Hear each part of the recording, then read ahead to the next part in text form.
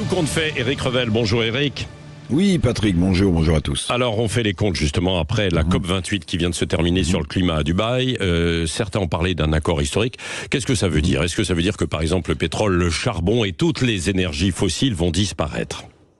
Bon, non. Alors, je vais vous donner ce que m'a dit un expert hier, et pas des moindres, Philippe Cherlez, qui est expert énergie à l'Institut Sapiens. Il m'a dit qualifier d'historique l'accord ne fait pourtant qu'enfoncer cet accord des portes ouvertes. Alors, je vais essayer de vous expliquer pourquoi. Si vous prenez la phrase centrale du communiqué de la COP28 de Dubaï, que certains qualifient donc d'historique. Écoutez bien cette phrase, écoutez bien. Tous les mots sont importants, Opérer une transition hors des combustibles fossiles d'une manière juste, ordonnée, et équitable, en accélérant l'action au cours de cette décennie cruciale afin d'atteindre un niveau zéro d'ici 2050 de carbone. Vous le voyez dans cette phrase centrale du communiqué. Il n'y a rien de contraignant en réalité.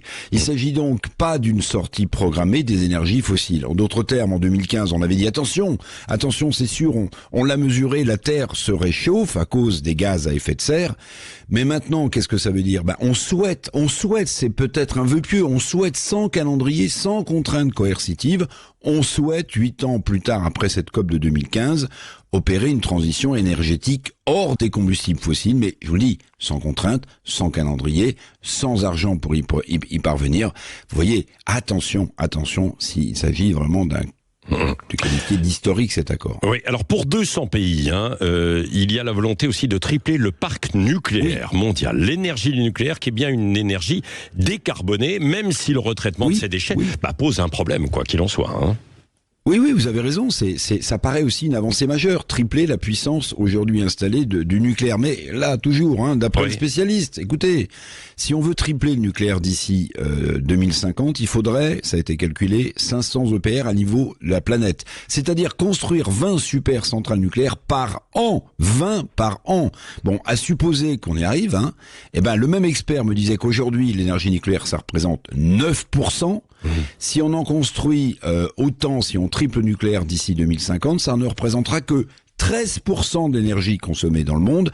Vous voyez bien, même en triplant, on n'arrive pas à compenser les énergies fossiles, pétrole et charbon en tête. Oui, c'est ça. Puis il y a là aussi la volonté, dans le communiqué, d'un triplement des énergies renouvelables. Le solaire, l'éolien, c'est une bonne nouvelle ça quand même, non ? Mais oui, bien sûr, mais tout ça, ce sont des bonnes nouvelles, mais il faut voir comment on le réalise, parce que tripler les énergies renouvelables, en admettant que l'objectif soit possible, on revient à quoi ? On revient toujours quand même, il faut le dire Patrick, au problème de l'intermittence, vous le savez, tout le monde le sait, le soleil ça brille pas tout le temps, donc ça fait pas de l'énergie par les panneaux photovoltaïques. Le vent, ça ne souffle pas sans discontinuer pour faire tourner les fameuses éoliennes. En plus, la croissance des énergies renouvelables, les spécialistes le disent, ça va faire quoi ? En fait, pour développer les énergies renouvelables, il faut pendant ce temps-là, il faut consommer du gaz, vous voyez, et le gaz, ça pollue. Donc, vous voyez, c'est pas si simple. Alors, l'accord de la COP28, moins qu'un accord historique, est plutôt un accord inédit. Tiens, c'est pas mal, ça. Inédit, ce qui est déjà pas si mal. Pourquoi ? Parce que l'Arabie Saoudite, qui est le premier producteur mondial de pétrole, a signé cet accord. C'est donc un signe majeur, oui, et positif. Tout ça va dans le bon sens, mais il faudra vérifier. Avant de qualifier un accord d'historique, il faudra vérifier que tout cela est faisable et réalisable. Merci Éric Revel. Et puis, c'est notre question du jour aussi. Selon un chercheur, les chiens et les chats seraient néfastes pour la biodiversité et le climat. Est-ce qu'il faut limiter leur nombre ? C'est la question que nous vous posons.